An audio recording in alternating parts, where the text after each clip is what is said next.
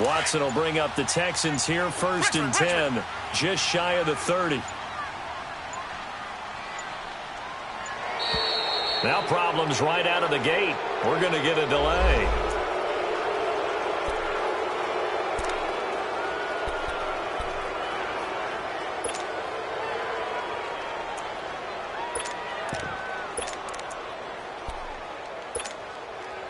And am I seeing this correctly? They brought out the field goal team here. And the holder's going to keep it. He's going to try to run for it. Only a yard on the keeper, and it'll be 2nd down.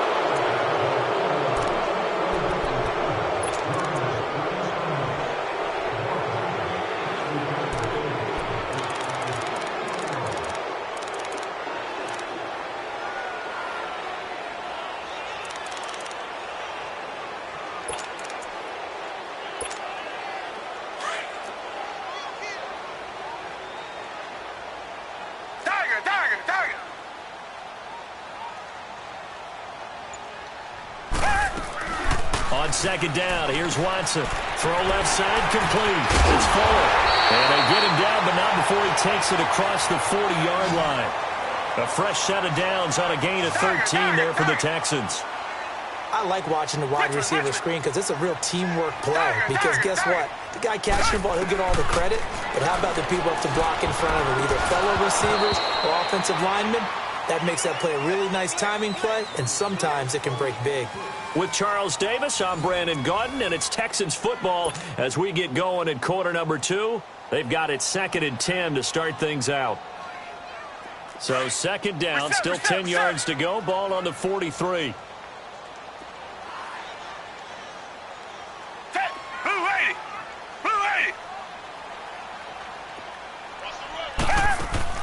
Back to the air, Watson on 2nd down. Looking left side, and he's got a man. That's Fuller.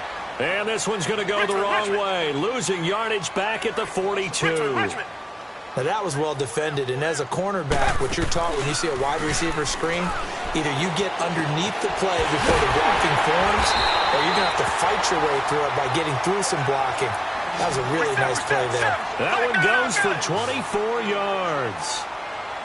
I know many people like to throw to the tight end, maybe in a little flexed out position because he creates mismatches with his size. The slot receivers do the same thing with their quickness, their speed, and their route running savvy. Throwing on 1st down, but this one winds up to be incomplete.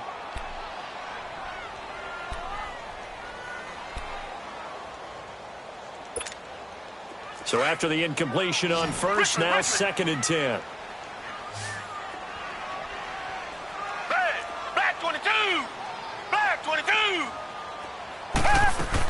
They'll run it now out of the gun. And past the 30 down to about the 27. It'll be a gain of 7, and they get it back to a 3rd and 3. Well, there's an example of patience being rewarded.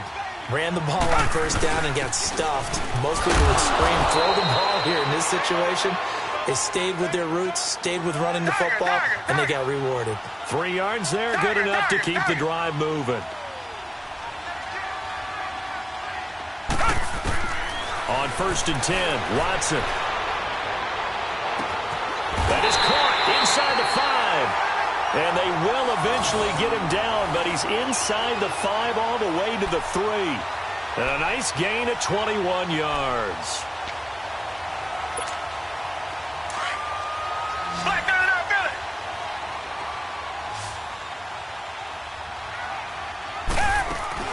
Now it's Watson. This will be caught at about the 5. No gain there on the completion. It'll be 2nd down. And if you're going to pass down here, you better get that in the end zone. I agree with you totally. And as we both know, the field's already condensed. There's just not a lot of space. So you've got to create some by getting some people downfield into the end zone. If you want to throw it short, you've got to have some movement, some room in order to do that. That one didn't work. Here's Miller. And he's in for the score. Touchdown, Texans. Lamar Miller taking it in from 4 yards out. And the Texans are in for 6.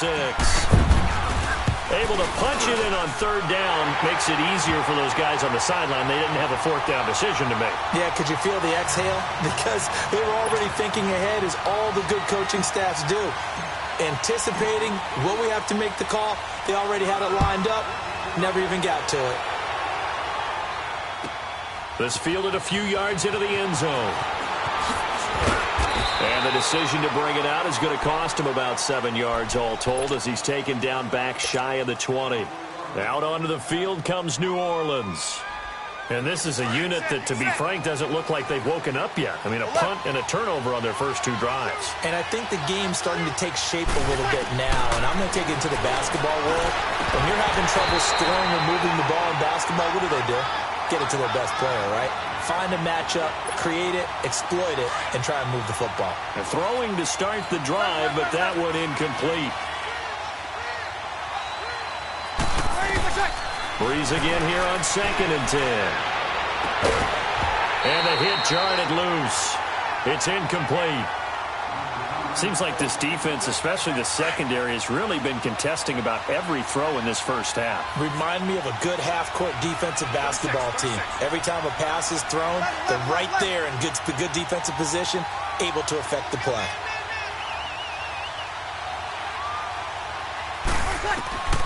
From the gun on third down, Breeze. He throws and he hits the slant route to Thomas. And he's going to get this one across the 30-yard line. Breeze on the hook up to Thomas for the New Orleans first.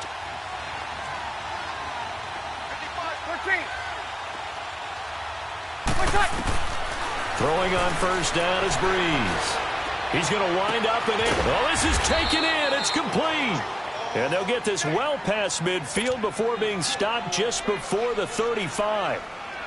A very nice pickup of 33 yards. So how about that for a chain mover? They're all the way down inside the 40 now for 1st and 10. 21. Got it. Got it. 36. 36. Breeze now on first down.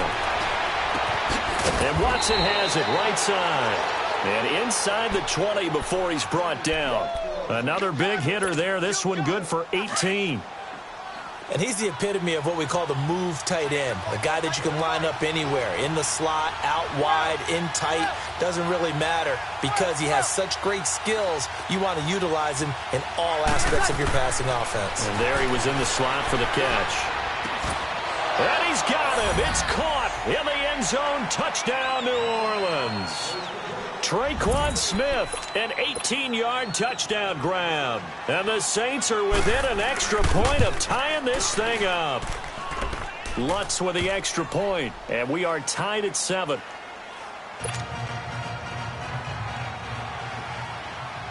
So we're right back where we started, all even as the kick's away. This fielded a few yards into the end zone.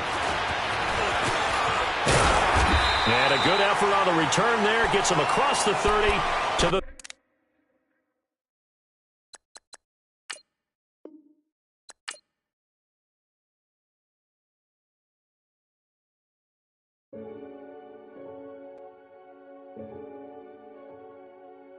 Renegade.